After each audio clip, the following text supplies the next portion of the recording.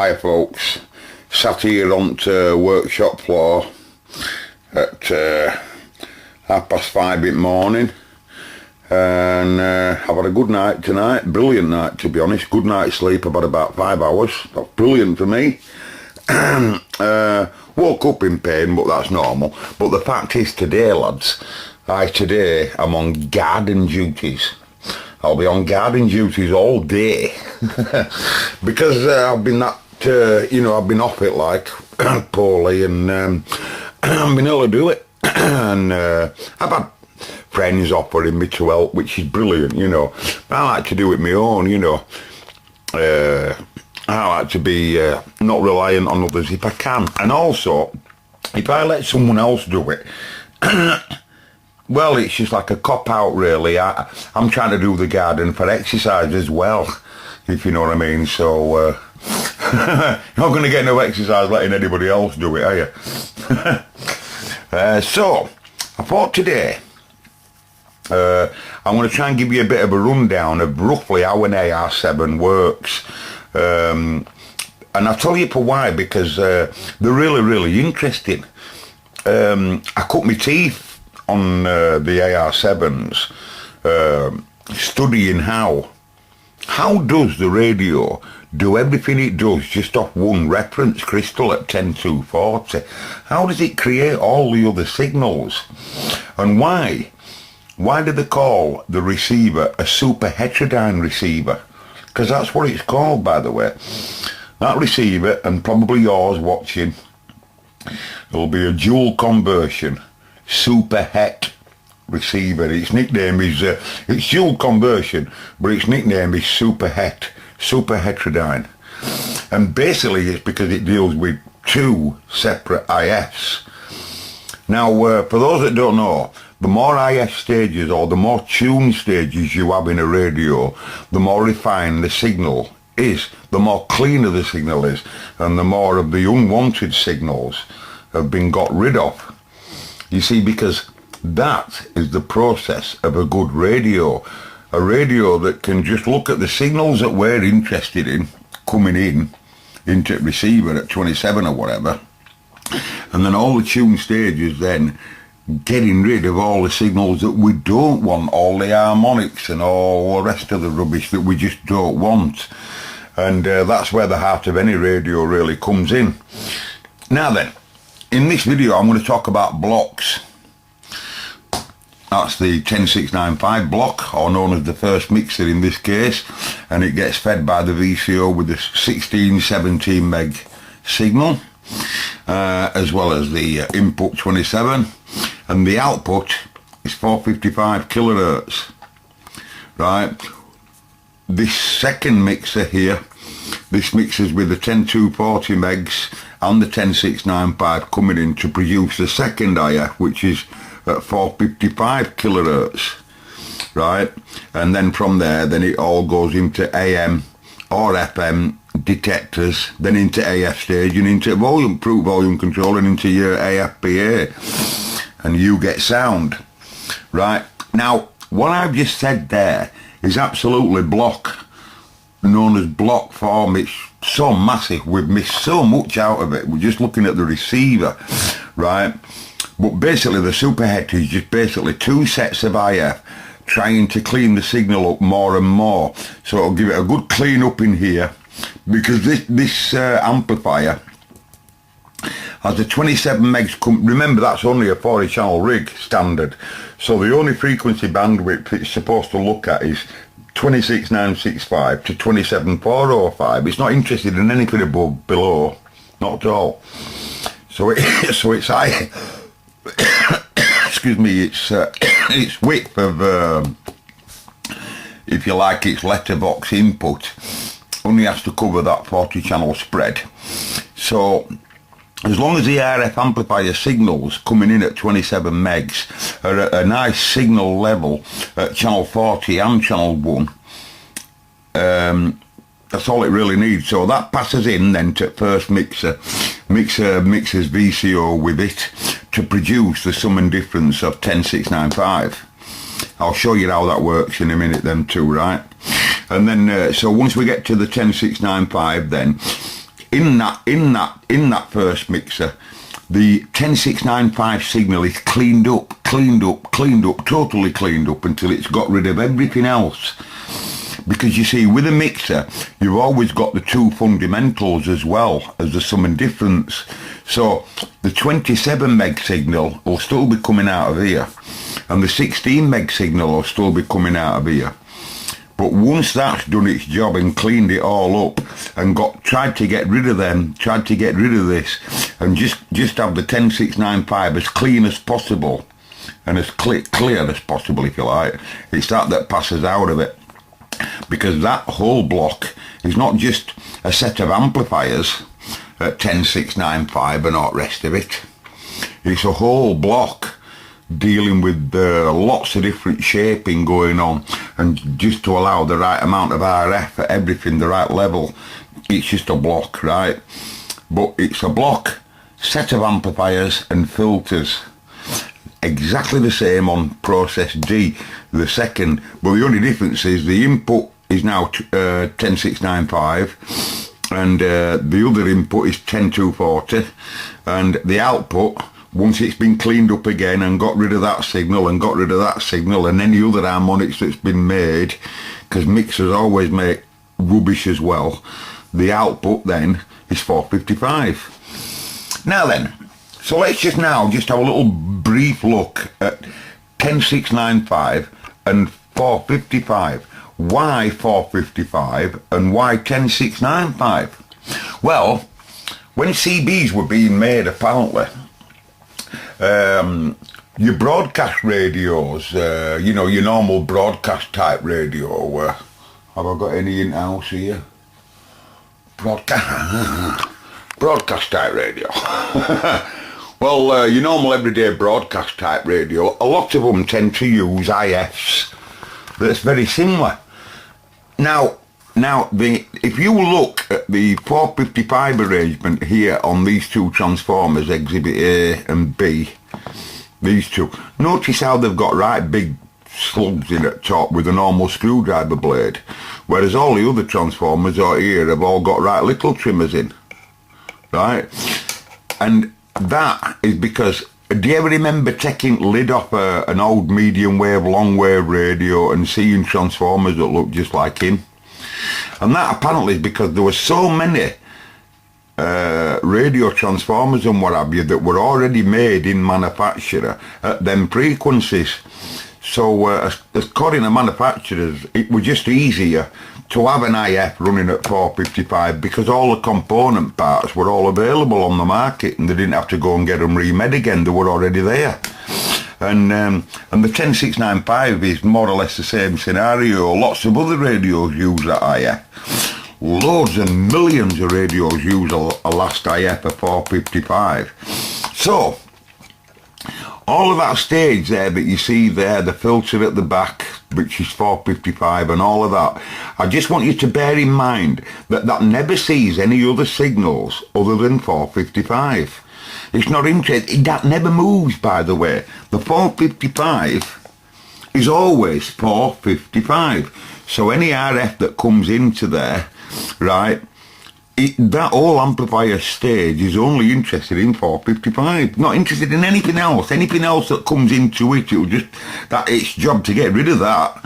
Anything else that gets made, its job's to get rid of that. Its job is just to make the 455 out of the two frequencies, produce that, and only produce it when them signals are coming in. So when he's there and he's there, he'll only make the 455, and when they're not there, he won't. Simple as, right? And basically what I'm trying to get at there is, he never changes frequency. When you turn channels, yeah, go to 27, Bob. All right, you're gone to 27, but he's always at 455. He never changes.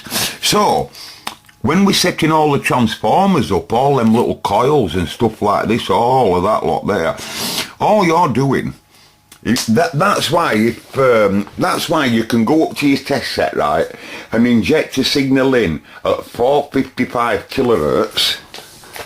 You can inject a signal in at 450. Let's just say you had a problem with Bill. excuse me, let me just get some, let's say that this were had an issue, and for whatever reason it isn't working, right? Well, in a test set here, we can just break this point here and inject 455 in, right? We can just inject that. If we start seeing audio stages making some noise and whatever, your chances are there's something wrong here. I might not be able to see 10695 signal here, but I can see that signal, but I can't see no 455 coming out because there's no 10695 coming in. I'll just inject 10695 there to see that that's working. Then I'll find out why 10695 is not here. I might not have no 27 coming in because there's an amplifier block there that's brought down somewhere in 27 meg chain. So I'll feed 27 there. Do you get what I mean? VCO, but that might not be running, might 965 for whatever reason. So no 10695 comes out. 27 meg signals here, but there's no VCO. So I'll just give it VCO signal. That's why a lot of test sets tend to run anywhere. Like that one runs at 0 to 1300 megs or 0 to a gig. I can't remember which it is. Some other stuff run up to 13. And the reason for that is because you can just, because that test set's no idea of what radio you're going to be working on, of what IF it's going to be running on. All different radios can be different. So, and that's the process of injection. Do you get what I mean? So if we've got something wrong on any one of them, we can just inject in. Now then, the 10695 stage never alters. He's always at 10695. So when we're setting all them transformers up in the 10695 area, right?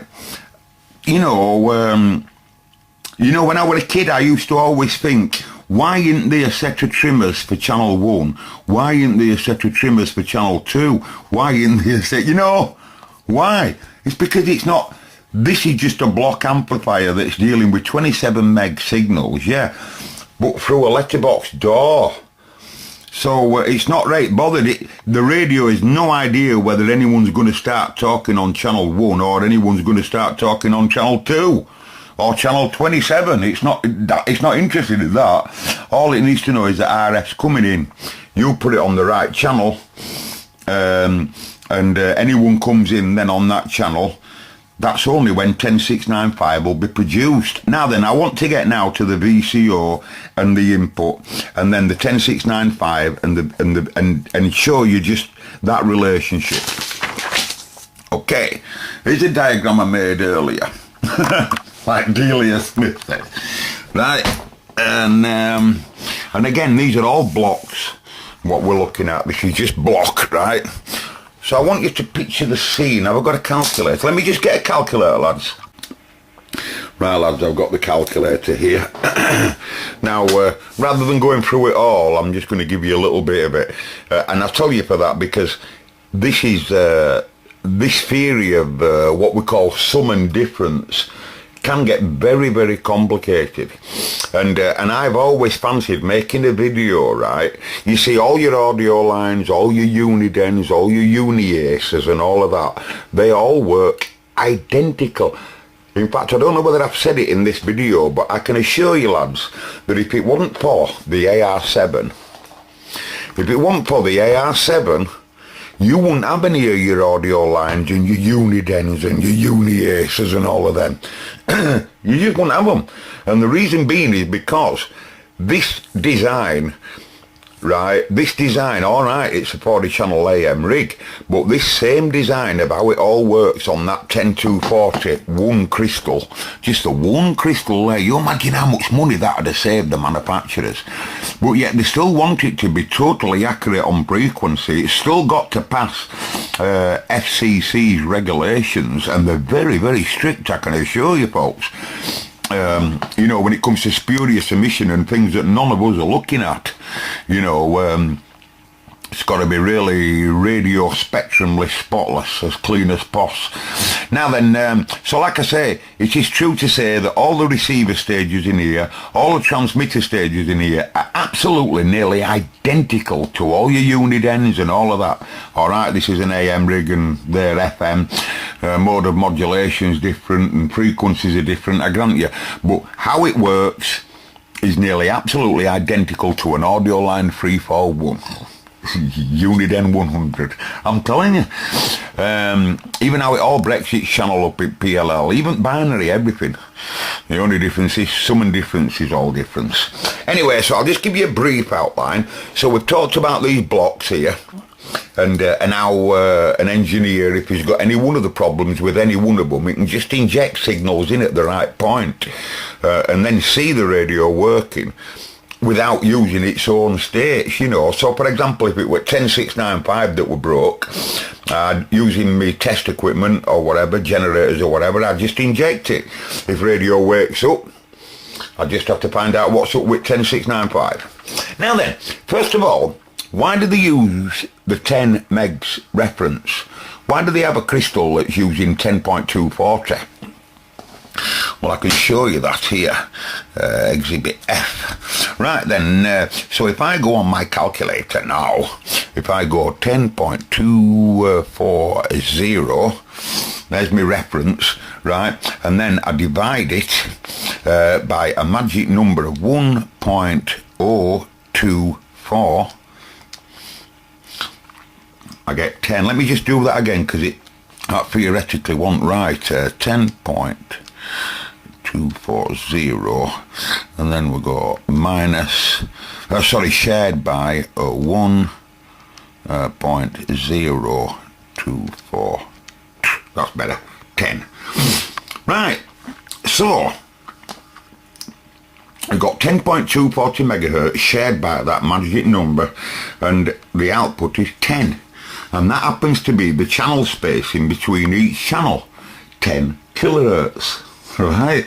Now, so that's basically one of the main reasons, and all these parts are all readily available in the market. Many other radios use them. So that's how we get the channel spacings of 10 kcs per channel, right? Now, how does the VCO, because I told you earlier that the VCO in this radio, which is all of this section here, right, all runs at naturally 16 to 17 megs. When the radio first wakes up, it'll naturally turn on and start to produce a frequency in its VCO, voltage controlled oscillator. Now remember, that is a naturally running VCO circuit. There's its mixer, and there's its two amplifiers, if you like. I think this end in here might be a mixer, but, no, it's an amplifier. There's the mixer. Now, this mixer, this is in this model IC2, is really the TX mixer as well as the receive VCO mixer on this model, because the old VCO shifts in TX. That's why I can't explain all of this radio for you in this video, because it's too complicated. One day I'll have to make a video just on sum and difference, right? Nothing more. And I'll show you how it all works. But basically, let's just have a look at one of the IFs and how the VCO. So radio powers up. As soon as you turn it up, obviously crystal gets going, 10240. But forget the crystal. Just think now that when it first turns on, all this VCO circuit here, the reason why it's covered in wax is to try and keep temperature stable and try to keep vibration at bay a little bit. This is a very delicate area of the radio. That's why you always see wax in that area, to try and keep everything's frequency stability regarding temperature. So the VCO wakes up at naturally 16 or 17-ish megs, but it is a VCO. It is a voltage controlled oscillator.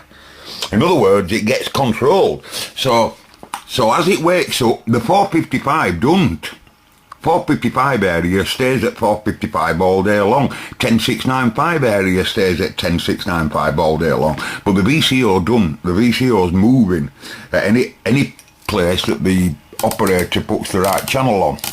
So the operator comes along, in this case, is a trouble causer, is this operator, and as the signals are coming in, 27 megs there. Okay, so let's do the sum of the VCO. Now then, I can tell you that there's several parts inside the PLL. The phase lock loop chip does loads of different things all at the same time. A lot of people are quite strongly believing that this deals with frequencies. You are, aren't you? Well, it don't. I bet you're gobsmacked now when I say that. It don't. It don't. It deals in voltages, not frequencies, voltages. Alright, it does have RF going to it, of course, but in reality, it controls the whole state by voltage, what we call the phase detector. The phase detector's output. So in there we've got the binary. He produces the channel code of any channel operation that the operator sets 1 to 40. That code sends into programmable divider of the chip. The programmable divider that's inside the chip then knows where the VCO needs to go to get to that frequency of the final frequencies. It's already programmed into the chip, right, in the programmable divider section, right? So you put, for example, channel, I don't know, channel 40.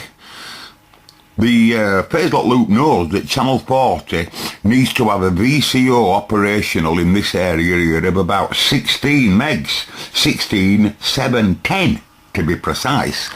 So if I go 16.710, right, and then I add my differences.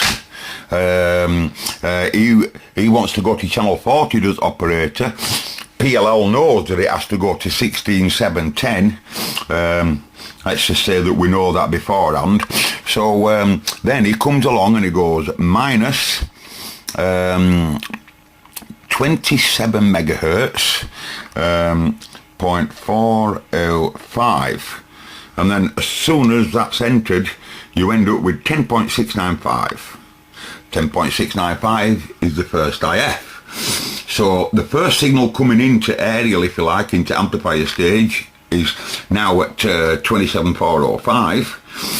And mixing that with the VCO signal, in this case 710, you get the 695. Are you with me? Now then, let's look at the same thing again. Remember, the 695 never changes. So let's look at exactly the same thing again. Let's say that the operator now calls up channel 1 mid-band, which, as you know, is 26965. VCO has to go to 16. So 16.270 megahertz. That's where VCO has to go to get to channel 1, right? Then we mix that with the incoming frequency of 26965, 26.965 to get a sum and difference of 10695.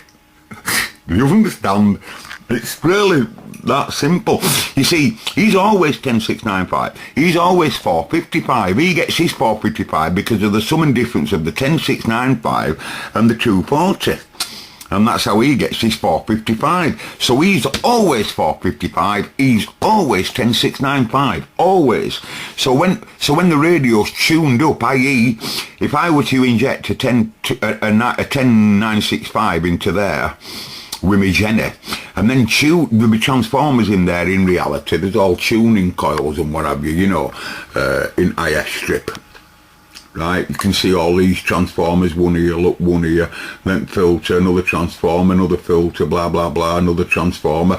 Well, all of these are your coils.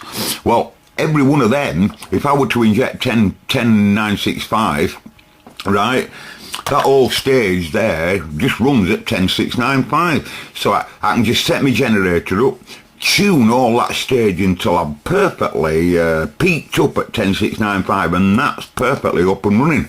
I can do the same again with 455 area, so that I can set these up absolutely peaked out. Irrelevant to what signal's coming in at the antenna end, I can just inject them, you see. That's what radio engineers do in that sense. Now then, so while I'm here, I thought I'd show this just in case General Electric are watching.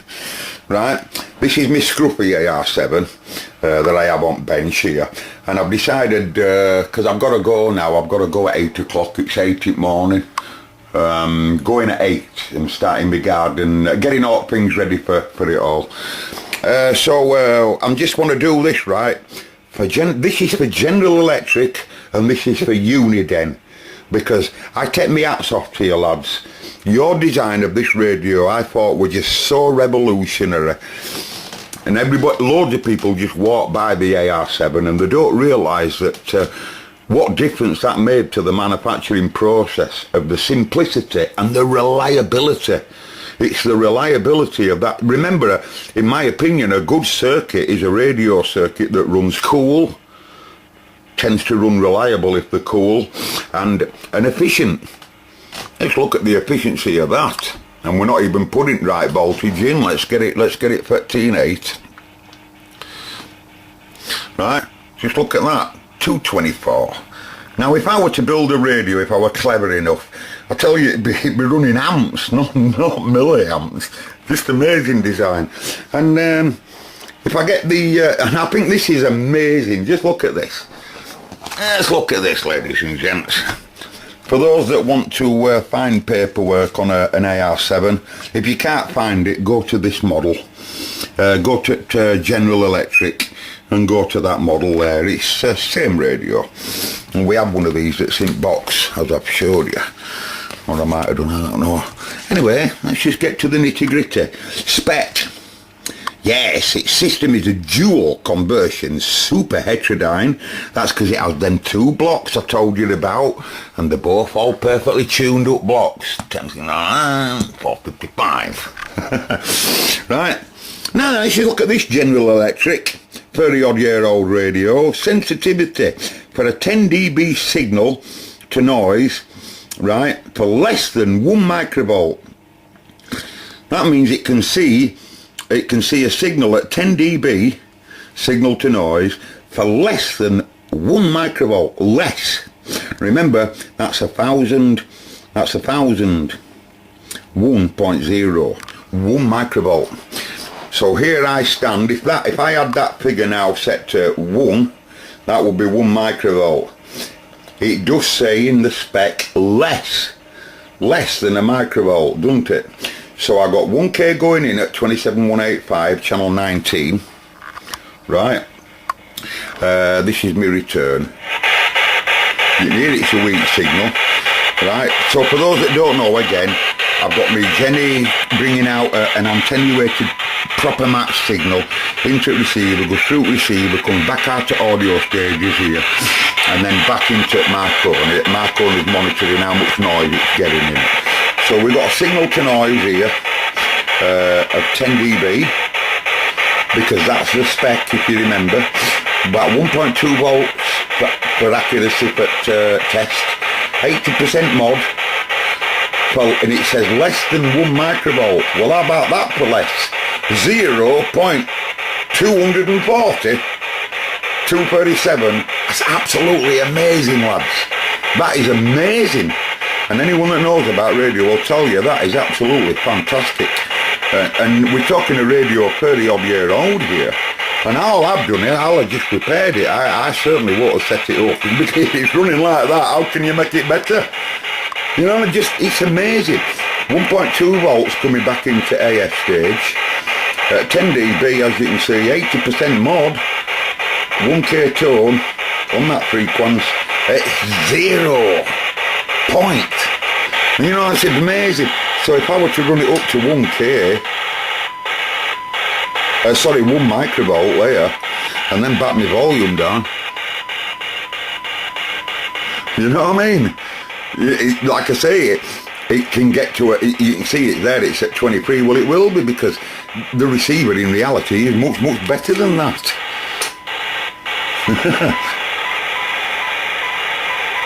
Volume's too low for test.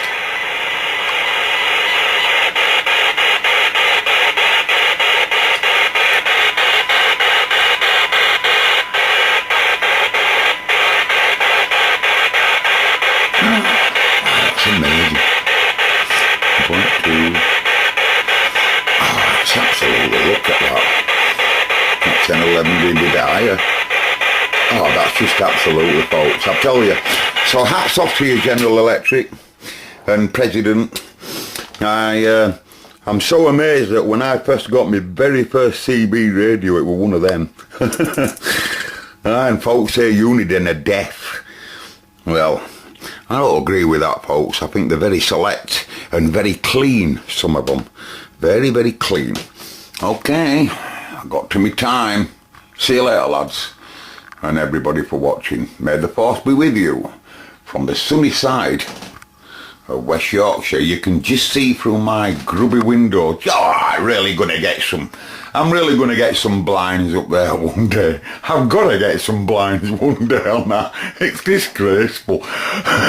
See you later. It's the only room in the house that's got no curtains. It's disgusting. I'll catch you later, lads.